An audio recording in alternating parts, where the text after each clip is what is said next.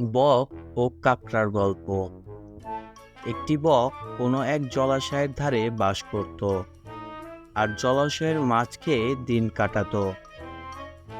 বৃদ্ধ বয়সে যখন তার মাছ শিকার করার শক্তি থাকলো না, তখন সে মনে মনে ভাবল, এবার কৌশলে মাছ শিকার করতে হবে। একদিন খুব বুক ভরা দরদ নিয়ে জলাশয়ের ধারে বসলো। তার মুখ দেখে এক কাকড়ার দয়া হলো। সে জিজ্ঞাসা করলো, কি ভাই, তোমাকে বিষণ্ণ দেখা যাচ্ছে? বক দীর্ঘশ্বাস ছেড়ে বলল, কি বলবো ভাই, আজ দুজন শিকারীকে আলাপ আলোচনা করতে দেখলাম। তাদের একজন বলল, জলাশয়টিতে অনেক মাছ আছে, চলো আমরা জাল দিয়ে মাছগুলো ধরে নিয়ে যাই।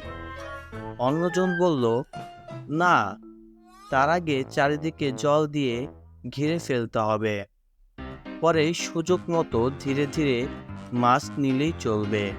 এসব কথা শুনে আমি খুব ব্যথিত হয়েছি। যদি সব মাছ ধরে নিয়ে যায়, তাহলে আমার কি উপায় হবে? এদের উপরেই তো আমার জীবন জীবিকা নির্ভরশীল।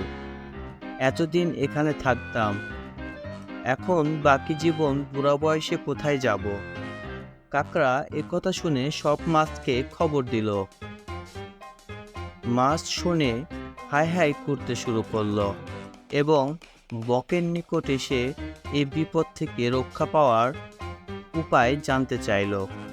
বক মাথা নেড়ে বলল, কাছেই খুব বড় একটি নদী আছে, আমি তোমাদেরকে একটু সাহায্য করতে পারি।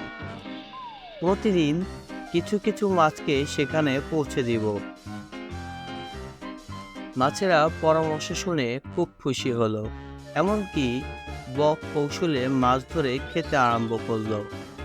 এভাবে কিছুদিন খাওয়ার পর কাকড়ার একদিন সেই নদী দেখার স্বাদ জাগলো।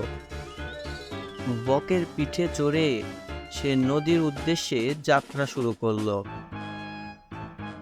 দূর থেকে মাছের হাড়ের স্তূপ দেখেই সে বকের কৌশল বুঝতে পারল।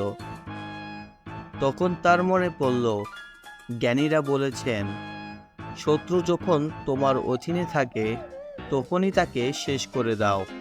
তাতে যদি সফল হও, কিয়ামত পর্যন্ত তোমার নাম থাকবে, আর মারা গেলেও বেঈমানের হাত থেকে রক্ষা পাবে। কাকড়া বুদ্ধি করে বকের গলা চেপে ধরল। বৃদ্ধ বক কিছুক্ষণ ছটফট করে মারা গেল।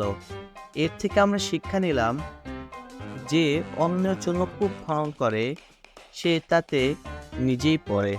Subscribe. Fang 59 Cartoon.